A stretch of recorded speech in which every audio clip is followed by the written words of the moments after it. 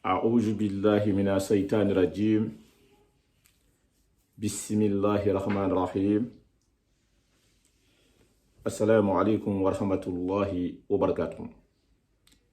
La paix et réconciliation au jama ke ana musulu.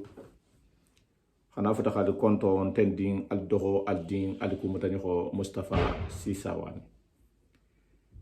Barinya controla, misilime ya controla, tiginenta ya controla, famajigo be control mento ni wolmu assalamu alaikum wa rahmatullahi wa barakatuh. Barinya lu walim bentar jang ko xanyo matilin ko xanyo nalo silo kan silo memo sirata de mustaqima silo tin se dunia in soto nyaadi mafu alkiyamola. Wo me fo non nalon nalu ko na alhajigo dole je nyon na nu wolmu na fonnin KTB selu jahabiya. Fonike ahala kanu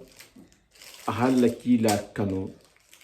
aha alta lala dalikan kanu nuwulmu alquran karimoti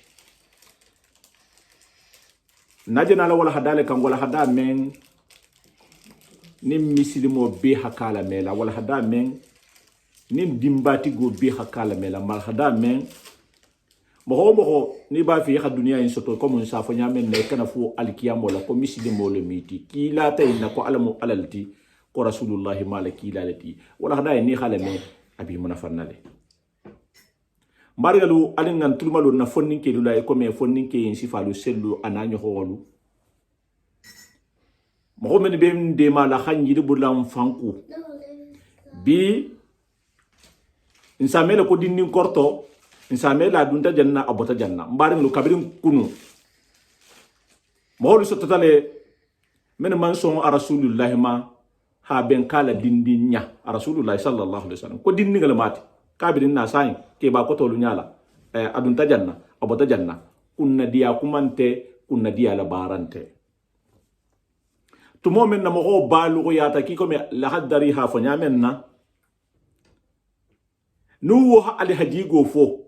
aha kuma fo mem man fatanga tala bar mem be fatanding alqur'ano la altala la dadi kangala anin hadisa kulu kendolu mem be fatanding rasulullah sallallahu alaihi wasallam ni ho kumo me e kana siyela sahade nin kunna di le moyti kumo fo men be fo kan ni songolo mo e ha dabula nin ku kurngole me e ha dabula nin ku kendo le mo e habla wo siloka parce que dinni siyata bi mem be fangarin alakola keba siata bi keba fanan bente men se sila kuta sembente ya atela intérêt be mento woto nimbe wala hadal la melalin sen hakkilu tu betege mo men se kuma ala kambi sina hakuma fanka halu hakkilu la basan hayta la kombe ala ko to bina kuma tay saba ni mu fongol bar sini abada masaba kamunna gantanyi le belarale ala mun kisila ala mun natangala ala mun menna la wala hadal tijan ala ko ala ho le sifa du faham selu nata luqman na dingala ko le kan asaran kan na lo mentu adinga bulula e ko me dimbati kendo be si sare dingala nyame ni ba fi iko mo hasabati wala hakem be mbulala alu sagoto al khalame surat luqman soro le mo nin karam ko kendo lo ha afasara nyama ki ko me ustadu selu jake dana ke nyame ase mo ko do male o de maro ala ko ngam fande mala ala hitul malo wal hadala ni ustadi bole kan luqman ana dinke mba falanna ustadi ya ni wala mu sellu jabiti ko bismillah salamu alaykum wa rahmatullahi wa barakatuh wala hada bu bala bija alim benare ni ala halani alin tafamala inshallah indahu summa antum tamtarun وهو الله في السماوات وفي الأرض يعلم سركم وجهركم ويعلم ما تكسبون ثم الصلاة والسلام على أشرف المرسلين محمد بن عبد الله وعلى آله وأصحابه وأزواجه وذرياته وسلم تسليما أما بعد السلام عليكم يا جماعة المسلمين بل كنتنا مسلمة يا كنترولا كنتريو كنترنا بكيرين min mu farloti amu sunnoti amu tonya kuma kanti assalamu alaikum wa rahmatullahi wa barakatuhu mesmunna altalala dalulula khasumun kilal hadisola alayhi salatu wassalam alla kila adamadingalamu bara fisiyatanti ala kumo nimba fula mabunya sabula nkala bangi nime ngamuta ya silula muta silu membe tilindi altala man be son bunya ma anala jongotima ema e souvent ni adamadinga ko khala Allah bebe diri marni ko nyamina qala rasulullah bi sabara khafo ko sallallahu alayhi wa sallam altala ibene motara altala ye nyadila ataman be son bunya ma parce que bunya bate yen atala bunya da adamadin kankile se be son bunya ma altala bulu wala se hata juddu wala altala bulu mbe o sumunna wala hadala kambe kendiaren mammo holu la subiya kula altala la jon mimbe kila la sunno kan kila la sunno be to fola jaw yandi fa hataraji fa ma be akuto mo gonte fana mimbe kamal linde mo gonte mimbe dafarinde mo gonte minti mata de isi dul kata ni nyato nyamarta minna e hadu katato kuru nyato na fatanta mimma e forci e fa la gafum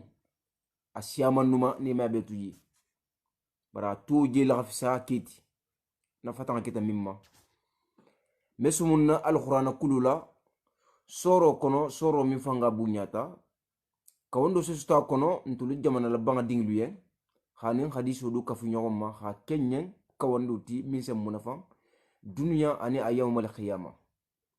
abara juba sifala yen ana la mela be munafa min fanam bato aba afula yen ana la mela be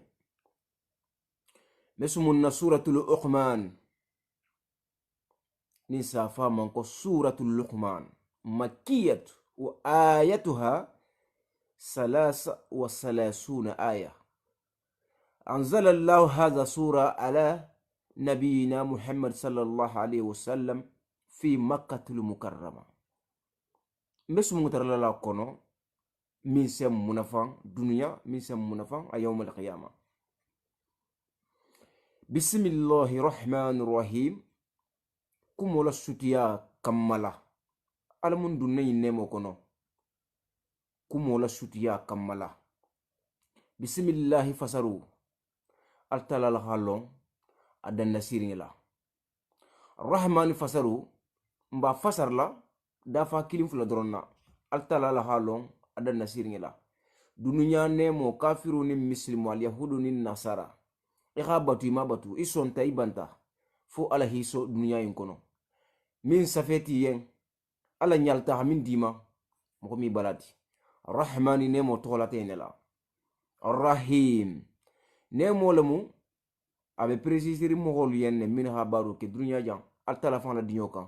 ala dinyata khamini sola nemo bambalula do iman na telemu alkiyama nemoti alkiyama dula kutante na telemu aljanna nemoti insaltala tara fu ala sew fanandimma fu altala sen ne yataro fananto fem fendi be ngini na dunya jang ad-dunya daru yafna an qarib dunya musulati min sebban watu kuntu sutundin doron ni tahale ko to bi man dunya da amande nyala anta banni nyala ite be tammin kela kono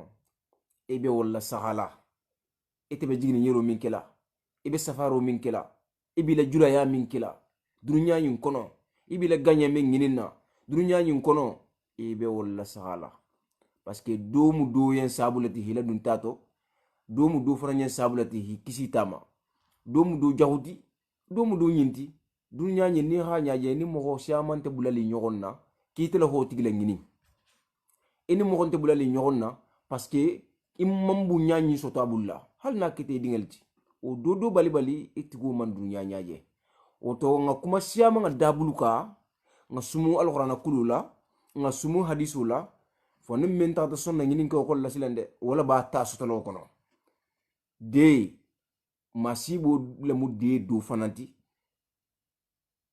masibo fem mala sima fo de mo si de le isi de mimma obeji akan kuma la mim fana ma o fana beji tonya koni nimisata de makunya killing ese nimisa kuma makunya ta ihi de ku killing mimma ko hi nimisa parce que man kuma woto akani nimisa hambake kuma ba osi nimisa kunya ta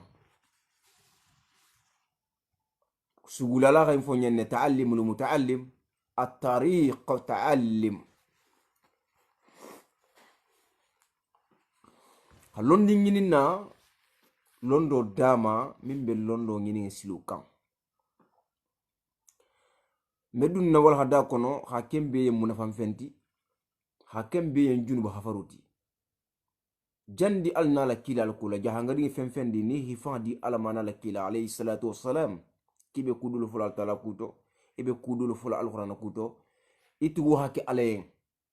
ikana ke moyen ake altala yen o halo yen mbetilo min nabi ta femfengi mo bulle mesto atambetele nung ise arjana ngini mo bulle hasto nung ise bunya ngini ne adama dinglu horomoto hasto bar mbetilo min nabi ime femfengi ni jondi fenge bulle nyo jondi fenge bulu nasi nafa hali ga miliyara ngini jondi fenge bulu ha dima antina fala bokuntu blaro nya bo sifaru nya bo kumo nya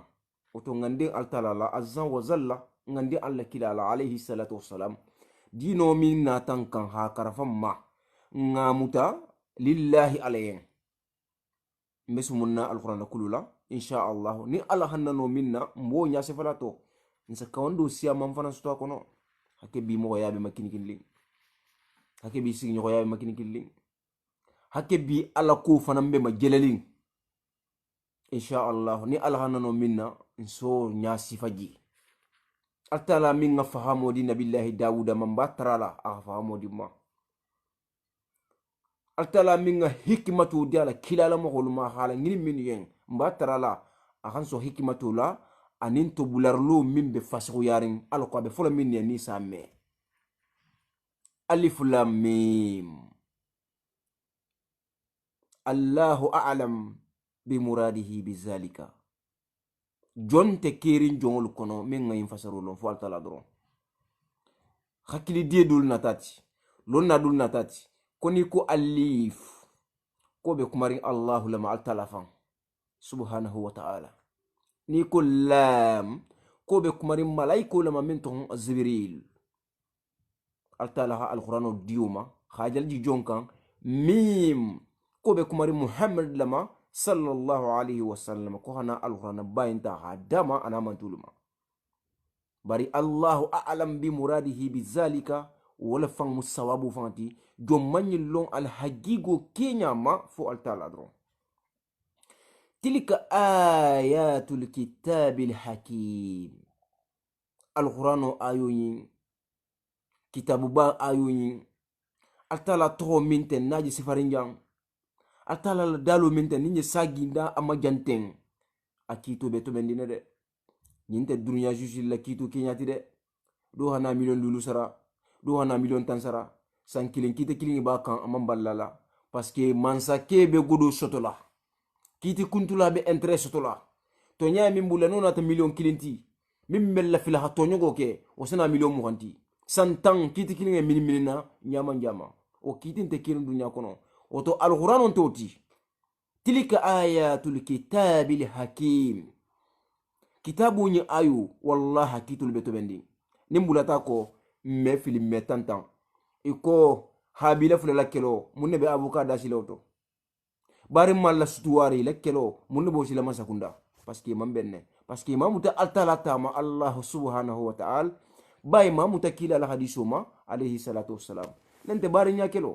bari ngel so bang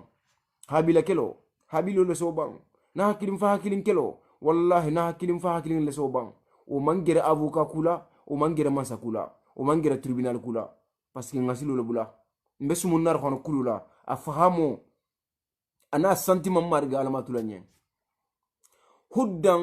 wa rahmatan lil muhsinin. Al-Qur'ano mu kandaran lati. Al-Qur'ano mu nemo lati. Mo nyi maluyen de.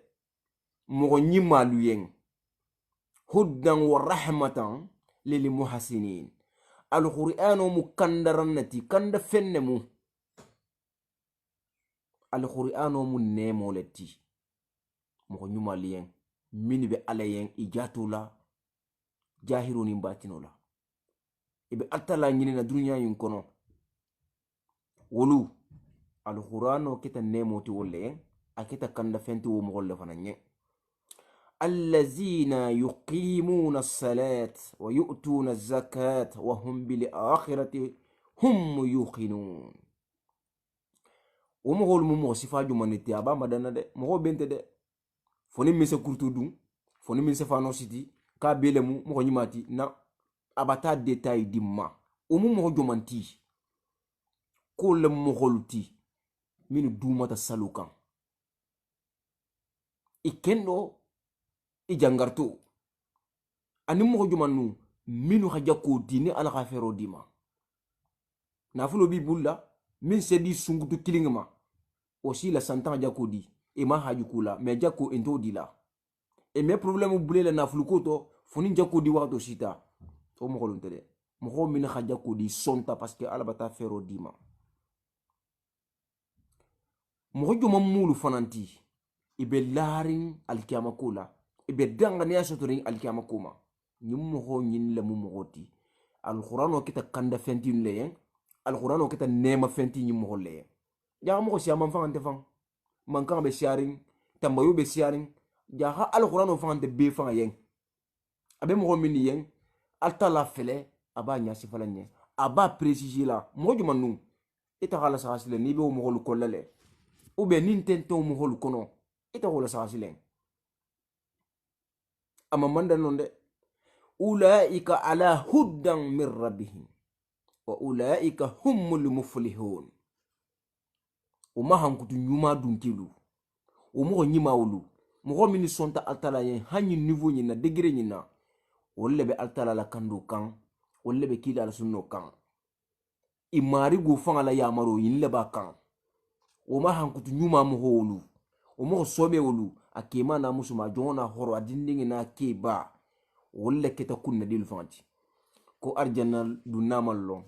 jahannama dunna mallon min se fani ya bafole jahan kanto malon tumo do bato abi melon bare adama dingi to iba kebaro jela ikaliko arjanna dingi lamu adama dingi kono iba kebara jaho jela ikaliko jahannama dingi lamu sikko ke sakilingen toto Al-Qur'ano filante altala dalu le munti abanya sifalanye mo min ketaten wala mu kunna deleti wala moti wala mu arjana dingilti wala be fatule hadu altala la nemo kono yawm al-qiyamah wala inta dunna jahannam inta jahannama jala jahannama anti jala wa minan nasi man yastari lahwa al-hadith liyudilla an sabilillahi bighayri ilm ويتقجها هجوا أولئك لهم عذاب مهين altala dalta akomo ho dolu be mo holu kono wolo ka dunya dankato ya la sang wolo ka dunya tulun ko leta wolo ka dunya faninya fo na fanna ko meleta inte nyamin na hi fanketen wolo holo swazi wolo leftainela token do khafilo koto inteten kuntiya logo bila intasila kan mo baya khafu kunta hadiyen intasila kan o sumungo mi motonya ila koto e gola kan alors ko ibe filila londin tibulu nyin kola munna hite bula silo nyin kan ifan halo inte kunna dilu kono na hatra karana la mitigiti aduba to abito me karananta fa malon fan barake akenga sila nyi malon asla kurungolo altala ho na ne itala da bari bila nyinna betia ta nyinna mambetia donc wo mogol be mogol kono e ga dunya la sang e lefta dunya la e ga dunya la soisi e be filla altala fan la silo kendoma londinti ye inkula e be dunya mutarin e be batranta kulu mutarin وما هنكو تجهو مغلو يا هنكتو بول لفنانين يا هنكتو من سمو دوغيا يا هنكتو من سمو كفانتيا يا هنكتو من سمو نمسا نندن دنجرانتا النمسو لا مغلو ديفرانس وفلنتي من كتا أدمان يوماتي أني من كتا أدمان كرونتي من كتا بلو بالا مغوتي أني من كتا مرا مغوتي القرآن وفلنتا سفلا وإجا تتلى عليه آياتنا ولا مستكبرا كأن لم يسمعها كأن في أذنيه وقرا فبصره بعذاب أليم أما كرونغلو من بدون جهنم دنيا جام فلو فلو يبالون مما على فلنتا نياسي فلان ينكو نيبي القرآن كرنا ننتبه على كيلا الحديث نياسي فلا عليه الصلاة والسلام دنيا جام فلو يغالون كوي مكونا قولتي mo nyumante ni ramo long ijigu balakoto ni kafnyo la mu ila ami jat la mu isimbala koto isa lon nyadi itumbe alqur'ano kulu karana nyala nentebe kuma kendo fola nyala min se mo yilibul alakula asiko dila abesu mo minto amella fi rasmo kundu satara sumo mumunti artiste la ko nyasi folemu balon fayla la ko nyasi folemu comédien la ko nyasi folemu politicien la ko nyasi folemu nente batarante nya kulu nyasi folemu atabe neto e gar wono kulu ta dron a surlu kinanta adimi kunna dinte e ga ja adama dina kunna dinte asi ko ladi aba fanto bu nyaari abe gari ngala abata gonflé parce que bata tulu tanofo ameda o made asekele ikki ga min fo fanga mame ka allamu yasma'aha ikki ta min fo arhono kuluto ikki ga min fo hadisa kuluto on dira mame amanda o made altala ba mo holu misalu fo lanye ka anna fi ujnehi waqran abele ki gal pem arantu malata ha pempen tulo kono hitulu suki yelo ha bala fang dimnge bi tulo to arantu mabata pambe tulo kono e ga fem fo bitu meme ni bar hono kulu fula mo go nyala nenta smutum be gari khana khala nabi nenta qala allah asa gaila isi kali ki bata mo la deritas beta mo ga fem mi be mading ala keto ibata na be kasarama asa gonflé mona sabula ibata altala tofo ha basanga la sumola artiste la kusmo mimbada comédien la kusmo mimbada star la kusmo mimbada politicien la kusmo mimbada ibata kumo tada khana alquran kuluti ibata kumo tada khana kila al hadisuti isa lo mimma ko jahna madinge dunya jam folo kila o mo holu khibaru wallahi kila tambirin kola lonna min be balla alquran non hadisula ala info mo holu ye xeneme ki xanje mo mo ko to na fata jahannama la baye ya hankato la mim fananga dimin parce que ya hankato nte kilindi de fabasiruhu bi azabin alimin wottigo khibaru mo sifa yu khibaru ni fata ya hankato le biyen min ngadimin inna allazina amanu wa amilu as-salihat lahum jannatun na'im mo minu tongondiyata altala la kilimba haya batuma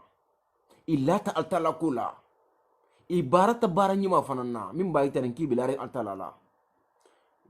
arjanna le be wuluyen ananemo min malla altala kula ten e be dunya sugandiri ni be sumun altala kula ha dimi iko nyana tamba kan nyaminna e ha gonflé e ha dimi ile ko fanga gela e hi jagoya ko lu khibaru ya hankatu la min ngadimi minu tongo ndiata altala la kilimba haya batuma isonta altala ma ibarata baru fananna arjanna be wo mo holu yen arjanna mi mene mari nyum fulul biji dato golen tato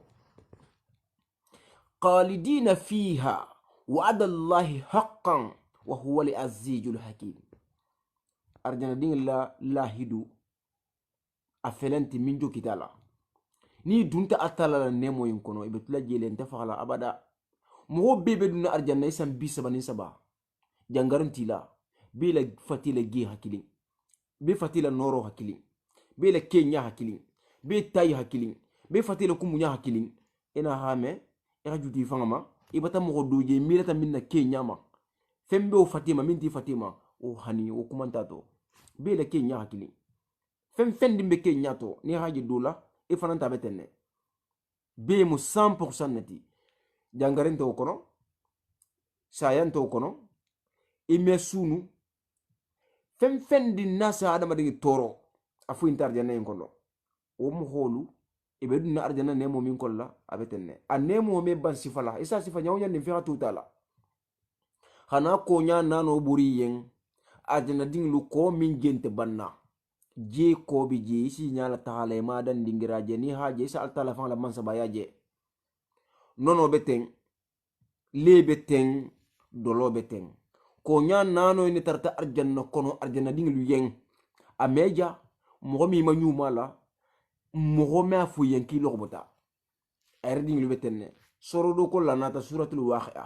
altala daltaji arjana nemo lo ko sifaruto ko la maqtu'atin ولا ممنوعة وفرش مرفوعة إنا أنسأناهن إنساء فزعلناهن أبكارا أربا أترابا لأصحاب اليمين إلا آخر آية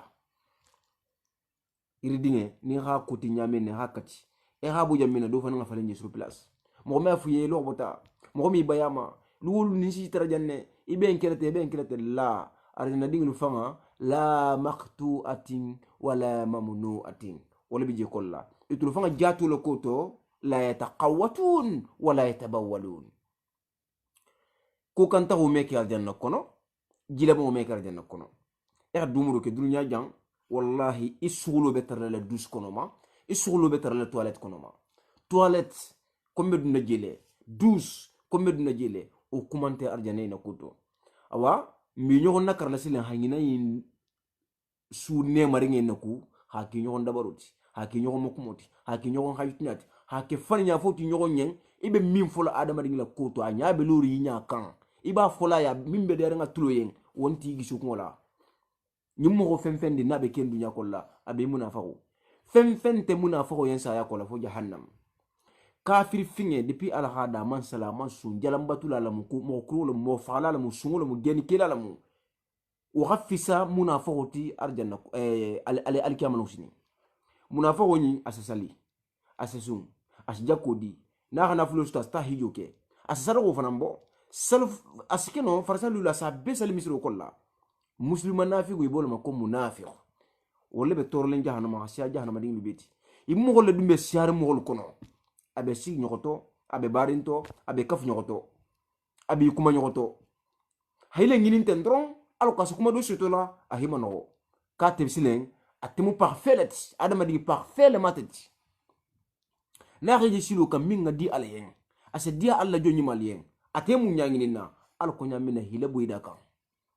abe sigiri ngala salon kono miskina bun kono abe la jari atebole nyanginin na mumino be kasila ni mi la kawni kan la me lunkilin matafa makarman sama janna ine se kawndo se munafan mbe maluri ha mingini ka mo holuma ata sofo publiquement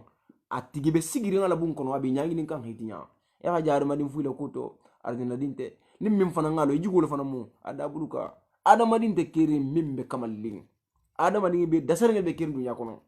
min kamalta nsa jigi minti ngalala ngadangane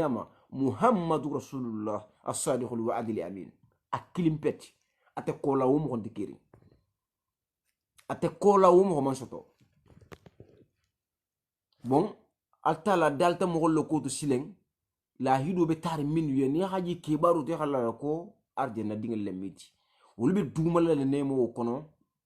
et puis altala la hido fanan to nyala mu de altala la man sabati min nakito be to bending ante ki kuntulu خلق السماوات بغير أمد ترونها وألقى في الأرض رواسي أن تميد بكم وبث فيها من كل دابة وأنزلنا من السماء ماء فأنبتنا فيها من كل زوج كريم ألتلا في لنتا فاما تغلا أبا فاما بيسانس فلا مغولي منو لا تالا منو دانغاني أتاما atala la samfata wurudu da ana kono fenga ana gullu taramanta koto ala saha ni se taramaja koto akenya ala saha ni se taramaja koto malikan tije ginnan tije urwanin tije dafin kutan tije min be sangala bendin ka kana boy bankul kan xamogol tati nya mogol halagi wonta koto fen tije ala sa dron anata munke anata na konko balu fay banku kan alon tulu ni me bungo lanse pilier lo akotole ha mundi altala ma kitande atu ha banku da banku be fenerin jile kan konko balu ha dada ha fay banku kan takarinte ita kija kun fayakun konkol le mo rantumati ha banku le sabati iko point mo rantumati iko point mo hijabu ranti nyaminna khatul la sabati bunkan nim fonyo nata hala kan fanga melabo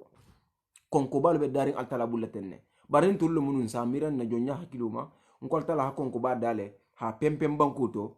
kilin ko sarantu mata nyamina ha pempem tuli kan bu kan alko asabati la altala to ha banku da ha fene je kan banku ma marna e ka hadiya nyamina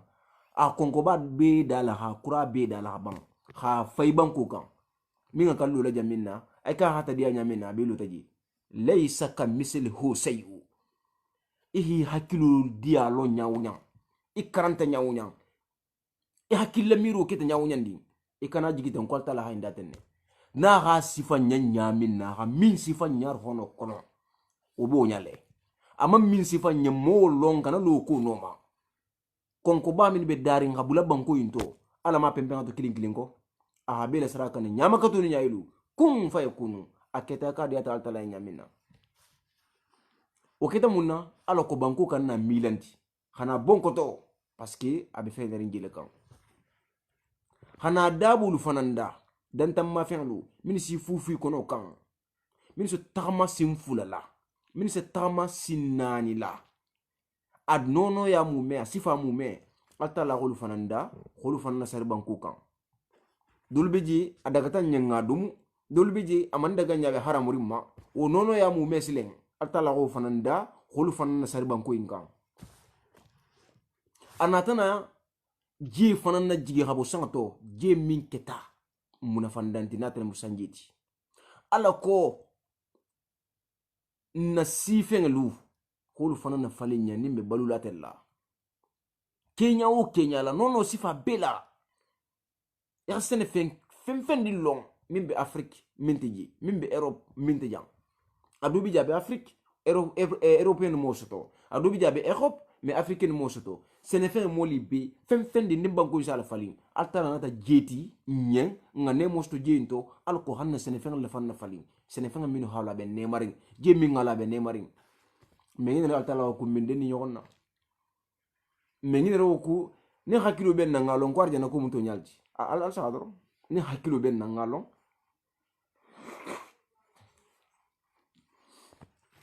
ko arjana ko muto nyalti mun narjana ko muto nyalti ira sete ha fay bankoto ira silo mutata hiye itadula ira tu altala bulu ira lo ke batala altala la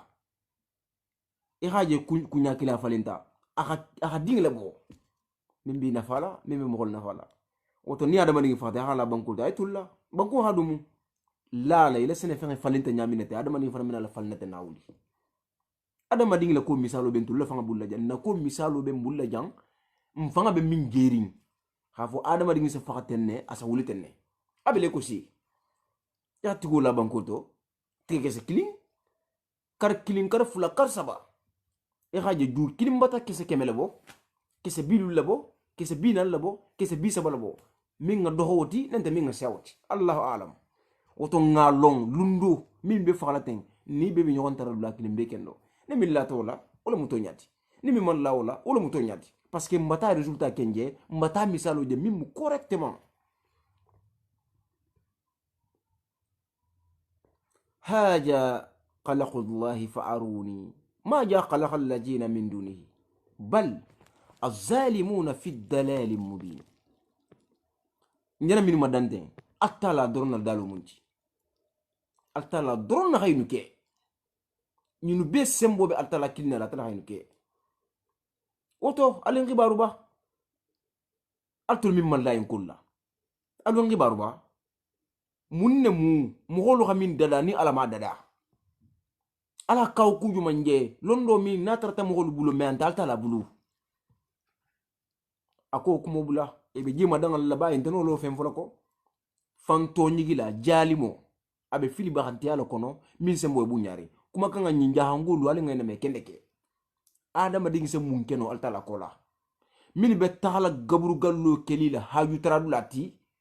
haju fananse tarala gaburu gallo ta man haramu ya bari haju tara nyamin na ya ke nyamin na alla kila ma fu mo yenten ala sebul ma fu mo yenten tabi inol ma fu mo yenten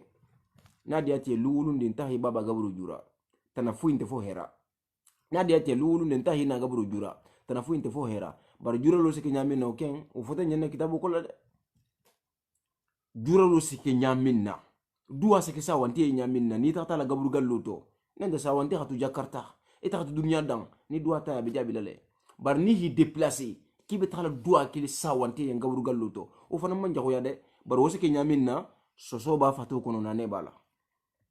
o sifatan nyen kitabu kono to nimba kiran ba keltenne mo me sonko sawante to gola ko arje kula ne ga minje fidawula abe fidawo kelle asama miji harje kula ko afirin mbar nge fena be dunya e bata yani dunya la mo shata jangulla inyokon kano altala kan kila kan ima ya sai wuje mandi ne ga mo je saraha bubala saraha buba nyin se mo kunna diale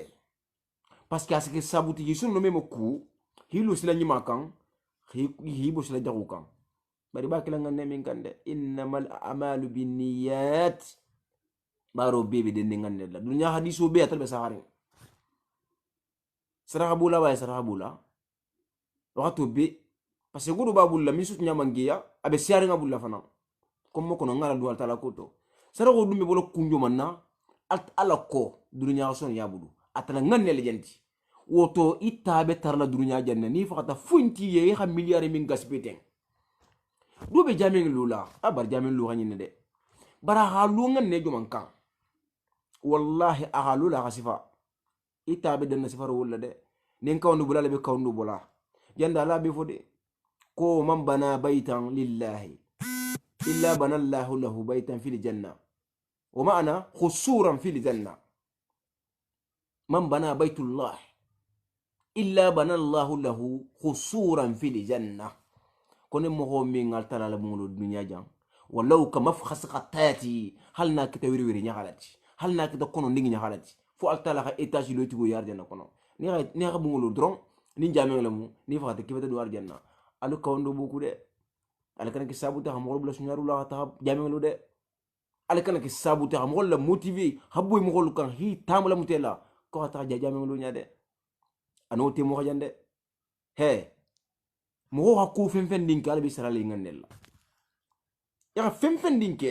ala bi sarali ngandel je ma danga yimi mundi de wala ka menta da yajri man na kun shana ana qawmi asadukum billahi mo hol la mana kumo mo la granda ma kumo mo la manranke kumo he ite millata ala la kanita ite millata kila kula kanita ihaju mutai haju lom farnya fula le be siarin sa ala la mo nyima adogoyata amamba adogoyata amamba mo bi titare wala la mo be lari nyina la mo be ne kiri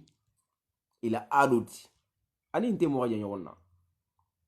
fenjo mambe kiri nobe minya daru ke ni altalante afente kiri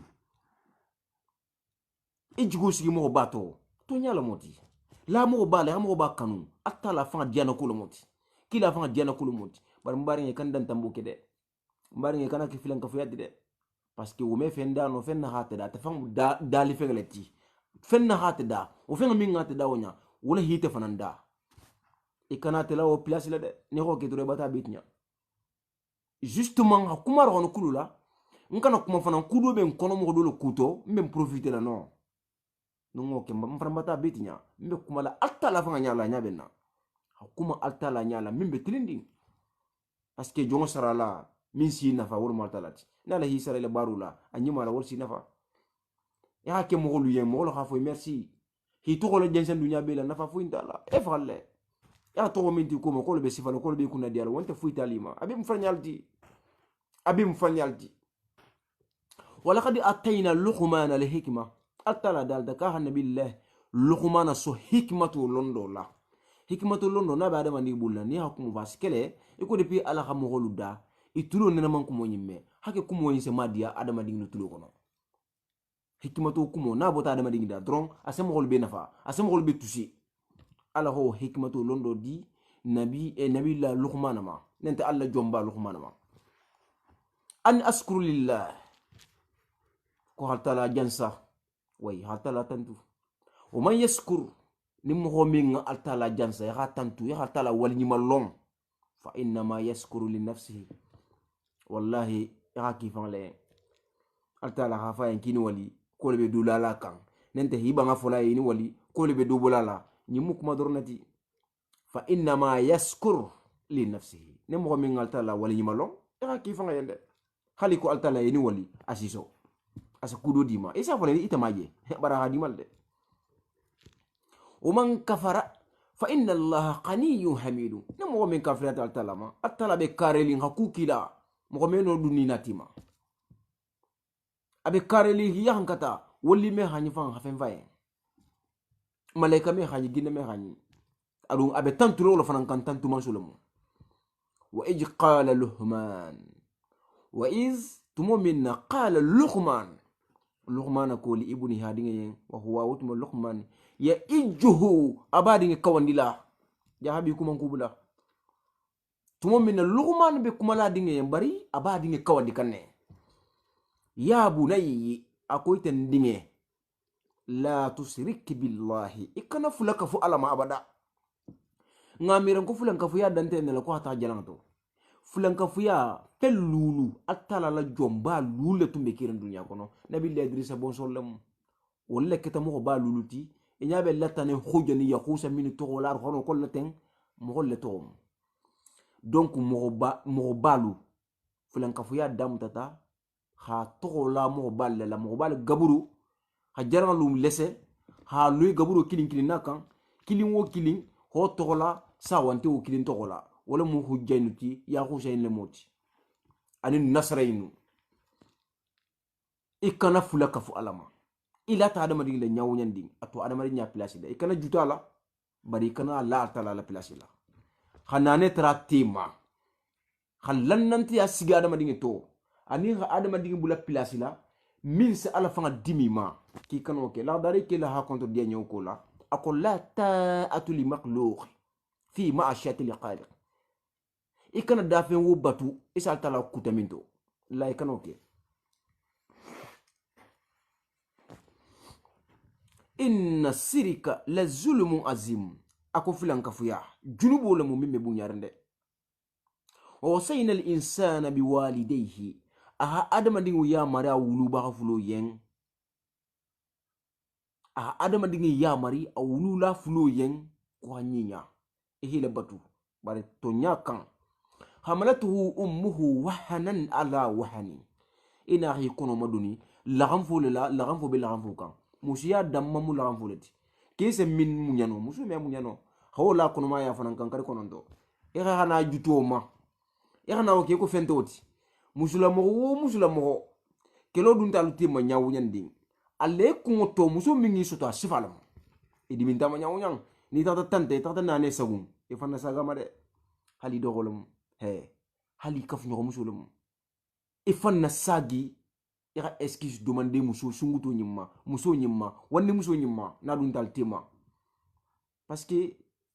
muso le ma fananti muso le mo fananti wa fisaluhu fi amaini kabiri na risoto hahish ila misunjila hahi dabu sanji fula kono sanji kilin kardanta kar wor lamba kar nan lamba mais sanji fula kono fi amaini an askur li wali walidayka ilayya almasir iran tala bunya iran batu iran nabatu fana bare hulu baka fulu fana bunya hila batu to nyakuma kankan albibe sagilan tala lama wa in jahadaka ala an tushrika bi ma laysa laka bihi ilm ni hulu baka fulu fana tane kan dugole ya nyinkan alko hafla ka falta lama ki kan fulu batu wala de ikana bule ko wala mo min nana ba mo muslimoti wolu sa foite nyaare ka fla ka falta lama o to bibule la kule la ha ke min mandi alaye min nin kila la sunno mebe nana be jile lawo nente mo nana fa me fo en ko alta la batu tujewo a ha tre trufan se sali sun mais ça tara uluba ho dubi je dunya hadaye asakeno ahibula kula minni Allah farlo mebe askeno ahibula kula minni kila la sunno mebe woto ikani bato ko sifa Allah ikani lui karto fana ibe kumali ya sensibiliser ya kuma ya hakima ya kumula isanyaje iman hakasto Allah iman katasto Allah wasahibuhuma fi dunya ma'rufa inani fa ikatuko kunyima dorna kan ikatu fi kunyima baro dorna kan ikana tu fi mana kula ikana tu fi dunya dinyala o fasaru hajanko o fasaru hajam metilo min nabiten na samam filtale fa samam filtale bare hakilo soti la kul madron wala be mo na fala واتبع السبيل من أناب إليه ثم إلي مرجعكم فأنابئكم بما كنتم تعملون ala habula silo kendo ko de silo kendo ala habula wala ko manso la silo ala hal fanna sagi manso nyimma wala mu altalati alibebe sagi lanta altala la ma mbalu hibaru la fenna alu keta mimbar lati ala fen ni bara dunya janna al fata alba betar la nya ala fen ke hala hakilla mira ko to ima fidala ni fata batar linya Allah subhanahu wa ta'ala ya bunayyi luqman man kurade anadig mi yonna akoy tan dinge innaha in takum misqalu habatin min qardalin fatakun fi shahrat aw fi samawati aw fi al-ard yati biha Allah inna Allah latifun khabir akon dinge ngay foye fenke sakili hali gafa wula giro kono fatakul balukan sara bagul kono nente sam fata wulu yin kono nente banko yin ka kenya o kenya ma ni altala la vita iray ba fale to men ri nyataw diboto findi ke sakili namu nente fenke sakili namu ala la speri ko le ha fay gido ki sorti hata 50 mètres nente 1 kilomètre ni ala la fita na lawti ya min na bo gido ko lo nyata asanati haitan na ko no ba en puissance ba en mo me sutu ya puissance min fala altalamu nemo min be soniari ha sonia nemo beti o marigol maltalati de manso min mo min be londo bela na tala londo fanda aman kurade luqman bari ngi kawon la habi alin alame ya bunay aqim salata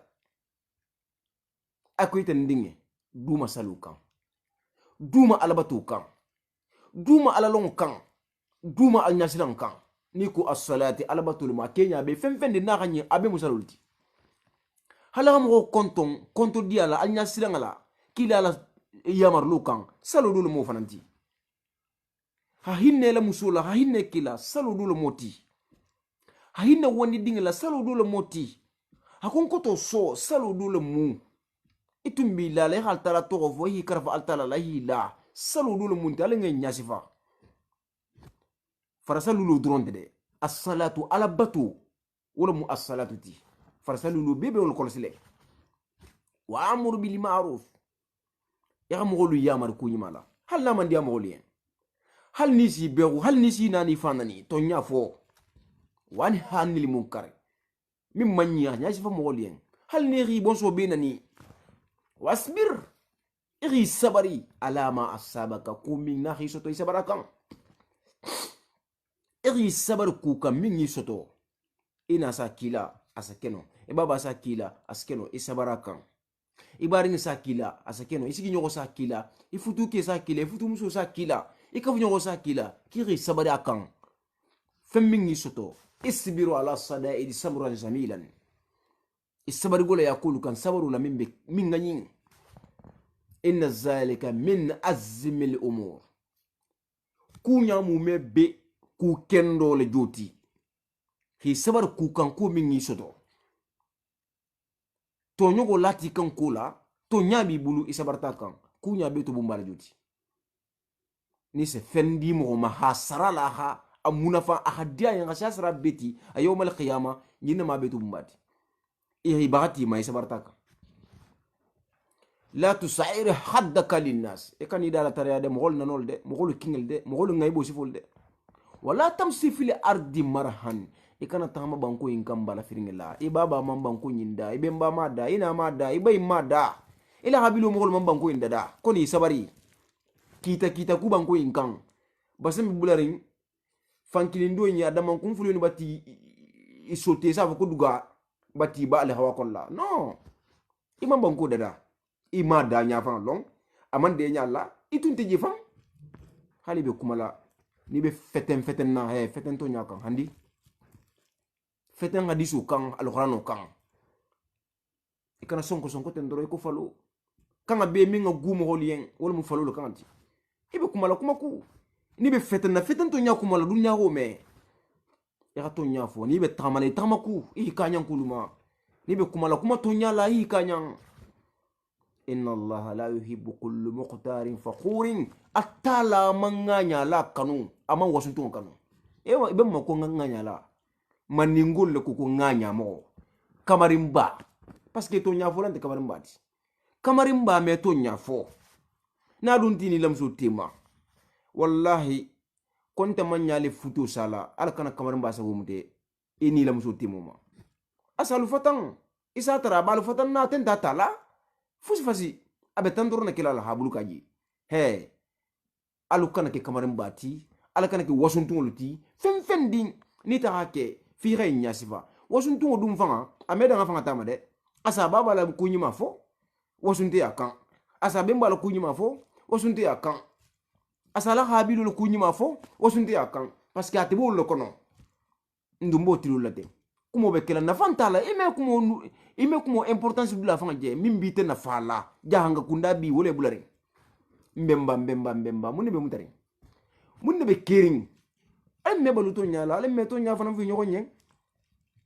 atala ko kamo mo kanu pentul dumbo kala nyadi ntul dumbe sonno la nyadi hasabatu in kushi falu kan waxidi fi masika etumbe tamala atema kankiya la tusarrif ikana dan tambi la tusrifu inna allah la yuhibbul musrifina ikana dan natambu ke mbaring he atala man dan tambi mo kanu wa akhdudu min sautika etumbe kumala he kumaku ikilim monku san sonkola ikilim monku san ni be kumala kumaku halala in ankar li aswat la sautul hamir kanga be mingo gumol yen banko nyin kan woni mu fali kan ti nim falo kasti dafi hali talama ko gwe falo na wurgeti dafi hali talama ko gwe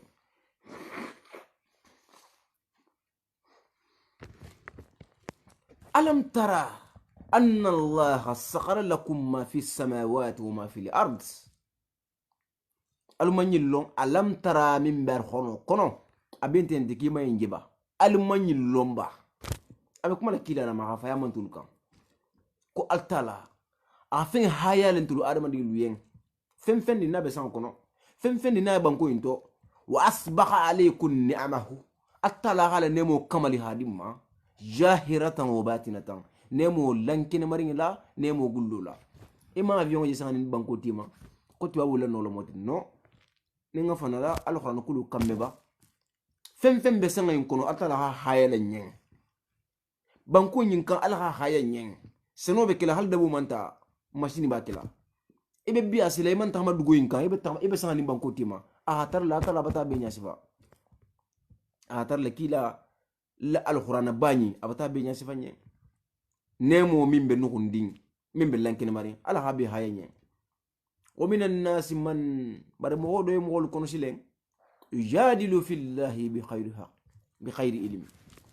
khamo so nyo yadron al talakuto bemballe mo walli karti walli khawsul munti walli kutubu munti walli mukassifu munti kitabu manna walli ya enti karla walli ya semol habun kartati karle be karnya koni kulle molti ngol dabula farasalun te nyajelo kono sunnun te nyajela kono mustahabun te nyajela kono hijun te nyajela kono jakun te nyajela kono barindiru joko Kenya fanga London to kono haw keloke bembala kula min fatuta ko lele moti holo ko gita ala ko kende bahantu nyingi balu hormola mba barakanta nyala monti men sembo abun bar malku bala monti mo yen mimbe fahamuri hinyo masaba altala kuto londin ta kan ha den altala ko la ibe yin fola altala ko le bi da kono bar wonte de intérêt le be nginin kan mo holla min bata fa ite kendo hibalu wol ko la hal mo wato nya fana fo altala ko to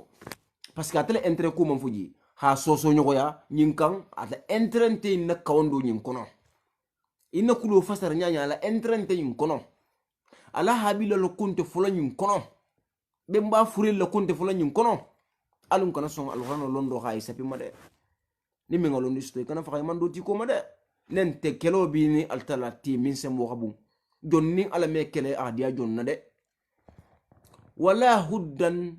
wala kitabin muniri ibi nyogo masabal altala kuto amanke fenti mi mu londiti amanke fenti min sem o kanda amanke kuti alhano hamu yamar min ko hake amanke fenti min me fen norolnti ni ala diyata ko ngi nyogon so nyoga en kusifalla wa ya qila lahum ittabi'u ma anzala Allah ni kuyen ko he alunga bula fen ko altala min jigi alla kila ma alinga bula alquran lo kuma kan ko qalu isafole bal la natabbi'u ma wajadna alayhi abana ntulbe kulato ngamba baltara minkan ngam bembal taraminka ntulbe wala kan ntulbe wala ko awalau kana shaytan yad'uhum hal nagatra shaytan wala bitul killo kuluma ila azabin sa'ir hata sa'ira ya hankatu kan jahannama dingira dulu moti hal nagatra wala mu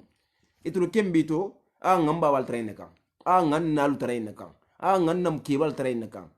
ese kebatra kudu kan kunyimante wo he kebabe mankarande nin kebabe karanta bar kebabe mansila altala nya de oto ila kuma kan la janti dum kafir fulo fanna kuma kan la janti nahnu wajadna abana kontu lo hamba bal train kan ngambe bal train kan kumo nyimu kuma kumulti ngaimbe ku dabluka ngalu qur'ano muta nga hadisu muta nga daha nyombulla bi hala vike silen isatara daha kono la pe kono dum nyam go be nyala hero ma fa e ad be la fata gisula la imaje keni musu na gata musu la gata la abe futo min ko labati kolonje de ba toro mba kanji etende sigiri nyi muso dolle ni ke se fatan e gafo ko muso yin fuenya labata dum ko to adun to janna abu to janna atumbe difficulté min to je inta kalma bi inta kalma sini e ga dolle junubu kantentu adum bi ke jigo hakuru wala joti ko alun altala tamuta alun ngam mana kumul fola alun ngam mana kumul dabulu ko alun altala tamuta hadobu mo makumula hadobu fanna geyala inte nyamin na ifo kuma to hifankete ومن يسلم وجهه إلى الله وهو محسن فقد استمسك بالعروة الوثقى وإلى الله عاقبة الأمور نمو من جاتو دي التلاما إسون تي كت التلا جونتي إغي فانتو التلا ديسبوسيون كنو اتغو كتا مو نيماتي خبار نيماتي خلا ينكان ibata julo muta mimme bambandin julo mimme kuntu kunyi mala banga tantu wallahi ubi altalalama ومن كفر فلا يحزنك كفره نمو من كافرياتا أهيبان كلا ولا كوكا نسونو ده أتوجي إلينا مرجعكم إبي بساقل أنت لا جنة فينبئهم بما عملوا نسنا غبار فين لا يغمين تطبطو دنيا يغفي من باسي دنيا إساترنيا جان إن الله عليم بجات الصدور أطلع لها آدم نقول له كلنكو نمتعه قليلا he sima yandi mbol dilima ha mira kibe mela dunya kollale mbe sima yandi da dilima summa naritaruhu illa azabin qalijin ngani le koronto hila gafun hina ti jahannama kan jahannama min yahan kadu nabe kummu nyari wala in sa'altahum man khalaqa as-samawati wal ard ne ka question posé o mogol ma jonga sam fata rulu da andim ba ko fata rulu ne ko question posé ma yahan kadu narin kola bitu bata tonya fanga beta nimisa e mum fola لا يقولن الله والله سافو قال تعالى هذا يخالون كات قال تعالى لا سان بانكودا قل الحمد لله ما قال تعالى تنتو بيان تنتو بي تعالى يمارغي بلا اكثرهم لا يعلمون هي نيمو واسما مبيجي مالو ايبي كوما لا درون قال تعالى كو بفولي دالا اسكنو كلو بسهارين bare fasaro ibo fayla ha bela ni dia kan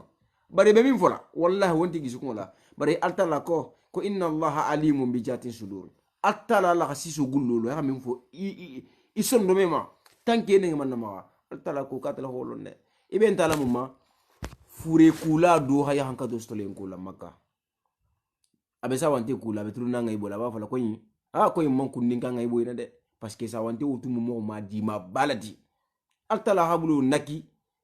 sa wante ngai bola bulu man no bola la hakobe ka da bulu man bala kuma la suta kamala limamu na malik la hakitu la ko ne xam ko tonyege mimbe futo kono busadanya bisa gile mu ahaduti woto sa wante kula ni abe sa wante kula minu nyala wol ko ki man fu imela ahilo akundu to nyala e busadanya bisa go batu nyamina bulu botan nakirin sa wante ngai buma ako ka ha amira le barama fo ka bata tiyaru shaman ka ngai bula afelenti wa haya hanka dosto hayitan na ko altala ko inna allaha alimun bi jatin suduri atala khasisu gullolo mimbe adama din sisu ko la mafo wallahi altala la halo nte sagu alim be ha min kasile mo kamal linde kirin mo tiyaru balinde kirin mo son kurungo ka fo ko mo gonte kirin ko son kurunya don dila ko do nte ma jigina mo be kende bare hatta ma ya altala la hi nyo éviter e nyo toroma e nyo mo kumoma ham fan na geya hi fanke fentinte minti ha fata o kemma doron abanta tumo do warta la sen dima mo semmonti la dunar janna kono ele batunte ile fenfente altala la diyo na mallaw kay mer janna sto imagine ala fam imedunji fam imedunji de bare mo wasi am meji malon lillahi ma fi samawat wala ard fin bibi altala e maruto mimbe sama kono anim banku fata rulo en kono anakan a bebe altala le inna allah huwa al-qaniyyu al-hamidu altala fanga huwa mansa kare lingelemu tantu mansulemu walawa annama fil ardi min sajarati aqlam al-bahru yamudduhu min ba'dihi sab'atu abhurin ma nafiddat kalimatullah inna allah azizun hakim altala kamere fama to benta telema ndesan akoni ga yirjo min bebe banko inka ha bele sa hakikalati ha beke kalati baba haru min bebe dunya inka na kona dalulu ha beke duati kibe altala la dalu safela ko me altala dalu bang kame bang ame bang baratala nyina kan habatu altala la kan habatu afela fama to la dunya yirjo mu me ha beke bikiti ha beke bikiti saferlang ba mu me ha beke duati saferlang kibe altala dalu safela ba nyi aji seja altala tamamba safela kala nyimbe se ban safero kala ha be haban altala dalu abe ko fe mandam tato woto ni haje ko konni arjana digu dum tarjana kono altala ko ngammi lahido min taliyan ka bata ban arjana digu savo kinti nyala fu mebitu e nyala fen dim maka bebe jang arjana kono ise nemo do tar la je mamillo e mira nema duma inama min metru la inama jinyala atala hala bo ha dima ko ma ha dia nyami na kisa gudron fen be barjana to man la fen naji ko fen di na be dunya janni ha tongola la ko geno manyi dolo mingi manyi teninte arjana ko le sa be kila hadiya nyamina isa be ke hadiya nyamina donc maintenant atala filenta fanga ma tola mbarnge kala be hake irju be hake kalati duwa be baba haru min be dunya ko la be hake duwati kibe atala dalu safela isa kura safero la kala imbi hatinya je imbi haja atala dalu imba safela munna inna allaha azijun hakimu man sagula la man sabala mu arkitul betu mending ma khalaqakum wala ba'asukum illa ka nafsin wahida maluda ko halakuni abele ko ni le kili kunya kilin dal fi min bebe banko inkan altala hafudun alketen albalu albi habalu alu sagi albi hasagi inna allah atala mimuden as-sami'un basirun atala mu merla atala meroto atala mu jerla atala jeroto alam tara anna allah fi ma altala lon fi ma altala la baruje fi ma la miracle je anna allah altala de yuliju layla fi nahar atara so na so ladum tilubulu wa yuliju nahara fi layl a tilubulu fana na so la so kan so be kulale dibo dundi hanjane tilo ha ko bo tilo ba ko bo la kina bata bonoma tilo fana be fatiyar ne hanjane so ku so be kula dibo dunna wa saghara samsa wal qamara a tilo haya a karu fana haya yini bebe yamaru lo kono atala minga dia jo karo be keretenne tilo be keretenne kullun karo nin tilo nyinu mume yazri ila azalin musamman yini bebe borlale hanjani fana nasima ya banade wato lebi fana nyeng mimbe tolaring yini bebe falale karo nin tilo wato lebi la e ko wato be arma ni nyami alunga la altala la nga fate nyoma wa anna allaha bima ta'maluna khabiru me fen dim fana barala altala khabiru nde abe ngira ngabe ma me fen kila me fen fola me fen na mirala altala khabiru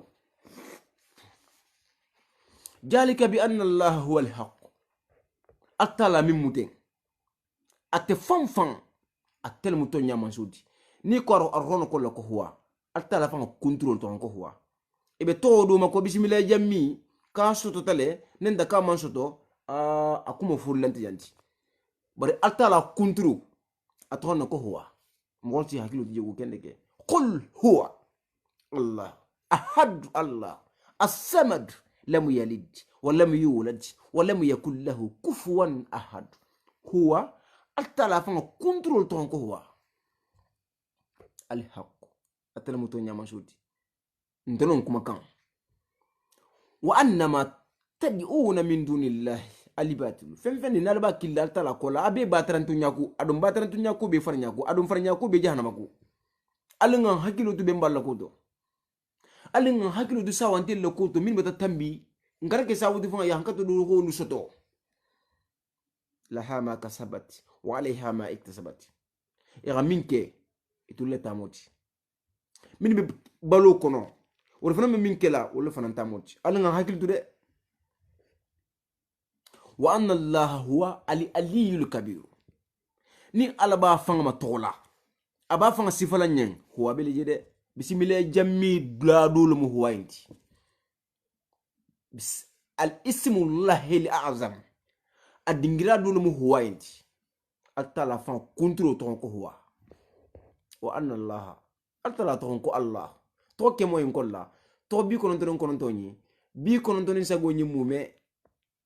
azurnu lama beti altala fa to ne ko allah to lo moti ikuntro wal ton huwa wa anna allah altala bata tofu ko altala de allah wa anna allah altala de huwa atefam fa altala jati aliyu man sakoto taringelamu al-kabiru man sabalamu munna huwa la taji nakuko anna allah aman huwa fo asano ben nama fana bari kha fanga boluma anta fen kutama de huwa altala fang al-aliyul kabir alam tara falu man long anna li fuluka tajri fil bahri kulun nim baton mi ne burla bayin kanten bi ni'matillahi kun altala ne molamu baton metuno je ka manji je ko to de ala la bala bending kulun min beje burla je kanten koni ko altala la ne molamu li yuriyakum min ayatihi ala ko ngalla jeri na kawkula altala dinyata wala kulun sabata je kan nenda siji ka ko to altala bala puissance la nyasi fala nyangalong adama dingi alu ngafati nyoma alu ngala altala la mbelarin kudul la fuinte fo far nya kensenye ngala altala kula li yuriyakum min ayatihi kulun ni bato min beji kante nga sabata kan al ko ngala jirindi nda tala la miracle la inna fi jalika la ayati li kulli sabarin sakurin akuka ku shama na ben kul kono sabar la baluyen ani altantula baluyen way ja khatiyahum mawjun ka julalin ni adama ni beji kan kulun kono moron ha kullakan jalambatula chrétien ajiya isajere ani muslimolu ibe se son altalama isaltala tofo da'awullaha mukhlisina lahu dina ibese dino tumen altalayen hadino khalsa altalayen parce que ya hankato bata ko leka parce que saya bata ko leka falamma nazahum ni altala khulu kumboto hikisi ila albar idara tintula faminhum muqtasidun modo wol kolla usafa sun silo muta isa trabitu altala kunde bitunde a altala kilile parce que atu ba kono ayo bolo Maroc abena la Espagne altala to me fola depuis dulu nata jaye mansali wallahi e mesal nya fa mayini ka parce atanti bulla bare kayto sesto solution na e hobelon dole be libi je kan e nakan kabiri dunta mi fondalo dugu masali parce que munna e ga altala kilile et to tumbe baton kono et to tumbe jujak kono kabiri do lunta jang e mansali e me kan do fanga la me nin kan do bola kan do bola se fem fama et to la halon nin kan do bola kan do boke se fem min foma wallahi seru maltalati adulu o ma yajhadu bi ayatina mo mi bang e kan to gole antala antala arhon ayo man nakka kuma illa kullu qattarin fonganya la fantinya la moto kulungo dron kafurin min katafisri walibati ya ayuhan nas ittaqu rabbakum altulumu qawla silal talanya wa aksaw yawman alsilal lu fananya la yajiji walidu an waladihi wulu fame fem kasading malumminna wala mawludun huwa zajin an walidihi wulu ding fana me fem no awulu malum minna shay'an ame fem kasama dimme kuno fa yen fa me kuno dinye na me kuno dinye dimme kuno na yen mum me kiri altala fa kametende mun be kiri silen me mun nyangini na me mun to sifala to nyante enti ar hono kulo lente enti al kamalu sinim fankum na mu ya minke wala mu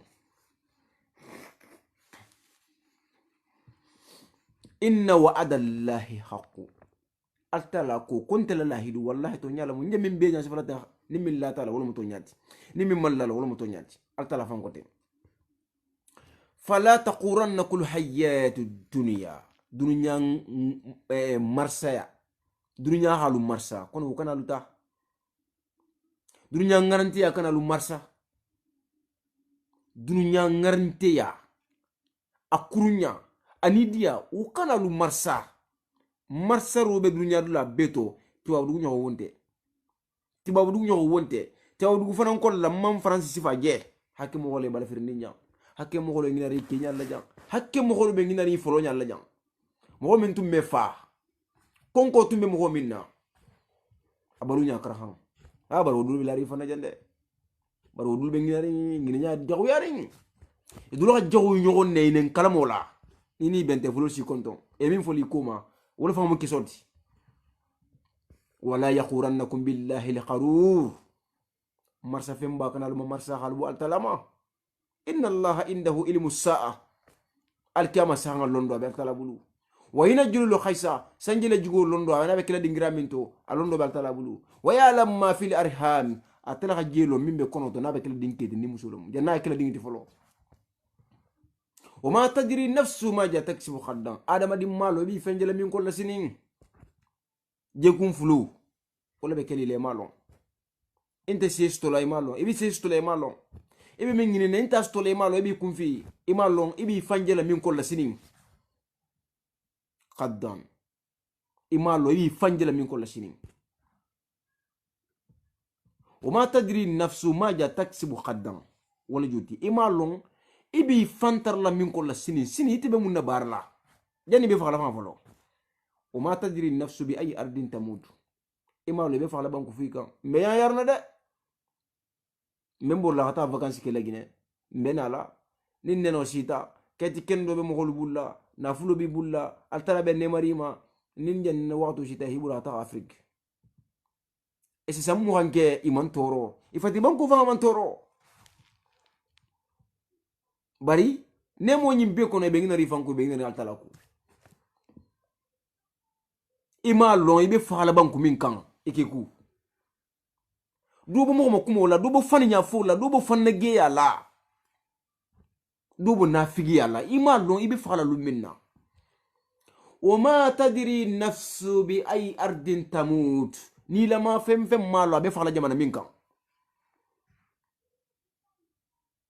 nganna kibadu lu jeda min sutta kakande hamigindi hila dini nyalo kiji sambi sabadul be kakande banko na kriji nyala ulul na tafa fu arabu banko lekan udul na tafa fu illa kolla udul na tafa fu europe le kolla amerique le kolla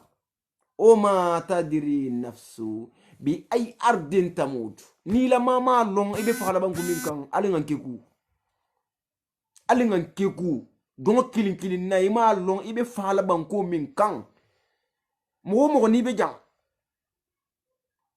abento kungoto a 99% be fala janne parce que munna hal min jangarta afrika sibura hana parce que to babulla et ala afrique konto kala contrôle kamma ya santan ki europe ya ta afrique 3 mois hana e ya min dudi e meta jamme non mi yati ni ko kala mun ci de kesima e be hafu ka amina e man la fi fala jamme na mun ngi da non oui mun ngi da no ite man la fi hafu dingira min to mun ne biji ni bilana altana la ko saya kensena la watu be asitra dula beto ni man la fi fala jamminna ikana siyi nta man la fi fala jojan ni mesino fona la nguru nguru ansamba je ban ntem fambulu bar ni min ko yibe tala janna julun te sitiri singla julo gaden ta anti kanna bar nyimbe ban bali be jojan dal tala yalamu inna abdullahi wasi'a fa iyaya fa abduni ibe jaw jandi banko kan ala la banko lamu ibe jaw jandi xal tala batu at tala sila batu muta inna allaha al tala de alimun lonna bala mata la londoto qabirun lonna bala mufana ne batal ma qabe yingirin nakubima sadaqallahu alazim alama kelen nyam barajiti minu hala me asifala na la mela be ndul lafta hadisu dula kambari na la lafta minna wala sake alamun benna sawabu ma alamun ngini fin dilamma allahumma rabbana atina fid dunya hasanatan wa fil akhirati hasanatan wa qina azaban nar rabbana la tujq qulubana ba'da id hadaytana wa hab lana min ladunka rahma innaka antal wahhab اللهم آمين إلا لقائي